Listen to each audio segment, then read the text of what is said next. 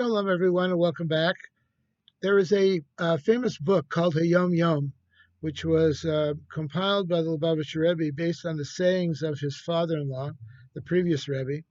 And it's customary in most Chabad synagogues, including ours, to say a portion of the Hayom Yom, a little saying every day in services. Usually we do it after the services. And it's interesting that the saying for the 16th day of Sivan says as follows. The early sages, who were angels, may their merit protect us, have already determined that the healing of the soul is like the healing of the body. In other words, they connected the soul with the body. And just as the body has illnesses and cures, similarly, the soul also can have illnesses and also can have cures. The crucial first step, is to identify the location of the illness. First, as we all know, in the physical sense, the first thing you need to know is what is the illness. A person can have pains and aches and pains and not know what the problem is. They can go to the doctor, and the doctor can say, well, I think it might be this, I think it might be that. So the first thing we need to do is to identify the location of the illness, whether it is caused by the crassness, grossness, and corruption of his physical body. In other words, are you smoking? Are you eating improperly? Are you not taking care of yourself well? Or is it more of a soul problem? Is it a spiritual problem you have? As we know, sometimes spiritual problems can lead to physical problems such as stress, high blood pressure, and things like that as well. That can be connected. A person can be very unhappy. A person can feel that spiritually they're not in a good place. And this can have an effect on his physical well being as well. The person being inclined to undesirable traits such as arrogance and falsehood and the like, this could cause problems in his physical health as well.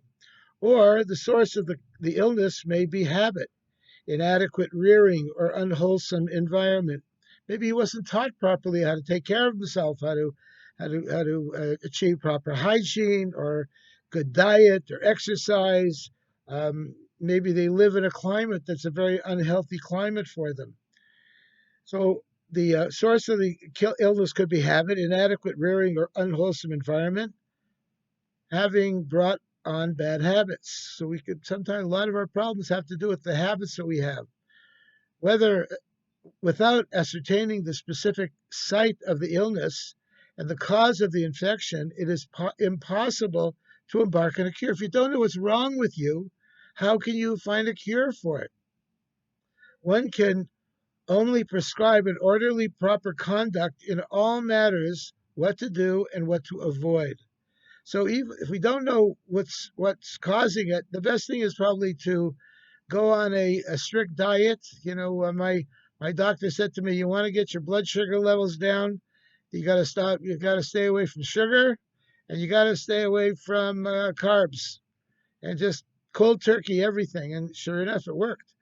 To do good in terms of observing mitzvos, designating times for Torah study, and acquiring good character traits, and also to turn away from evil. So this is certainly a good idea, even if you don't know what's wrong with you, even if you do know what's wrong with you.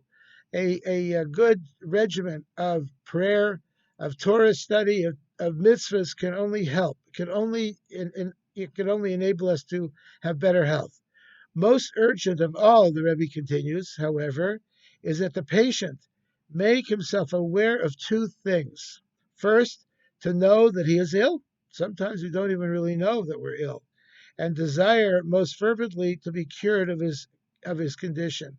A person needs to want to be cured. They have to need to do something about their situation, to know that he can be cured with hope and with absolute trust that with God's help, he will indeed be cured of all his sickness. A person has to have a positive attitude, and he has to realize that I can make it, I can do it through this thing. As the Rebbe used to say very often, trach good and sign good, think good, and it will be good. Attitude can be everything. If we have a positive attitude, we can look forward to the future, and even those treatments that might be uncomfortable for us, we will be able to withstand them will be able to go through them. Recently, I was talking to someone who was diagnosed with cancer, unfortunately, and I felt so bad for them that I realized and they realized what they're going to need to go through with for the many months or perhaps years in treatment, and how uncomfortable it's going to be and possibly painful, and they're going to lose their hair and all kinds of things. And I thought, oh, they must feel so terrible about this. And they said, look, Rabbi, I know I have to do it. Life is important to me. I'm going to fight it. And I'm going to do everything I can to fight this and to get over this. I'm going to do it. Attitude, attitude, and attitude. And indeed, I am positive, I'm confident that that person will succeed because they have such a positive outlook on life. This virus has been very difficult for us. We have lost many of our good friends and relatives to this illness. We have seen many of us in not good shape physically. It's been hard for all of us. It's been hard for our families. But we are beginning to see the end of this problem.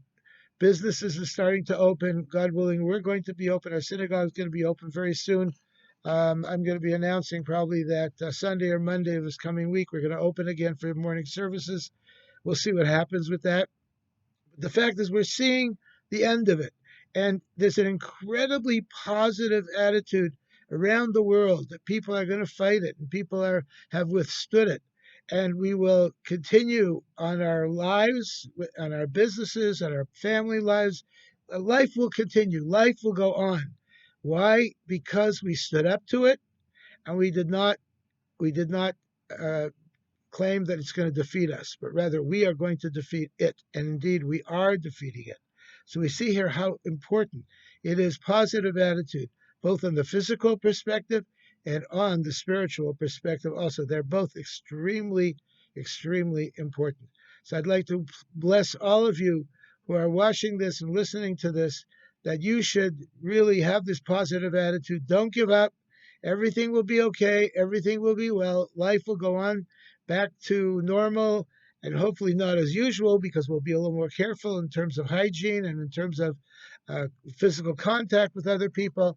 But certainly we will get through this, and we will be better than ever because our attitude will be better than ever. I heard Rabbi Yossi Jacobson say that he hopes that the lessons that we've learned from this experience in terms of closeness and friendliness towards each other and watching ourselves and taking care of ourselves, and the unity that we found throughout the world and the love that people have been expressing towards each one another should continue after this, and the lessons of that should not be lost.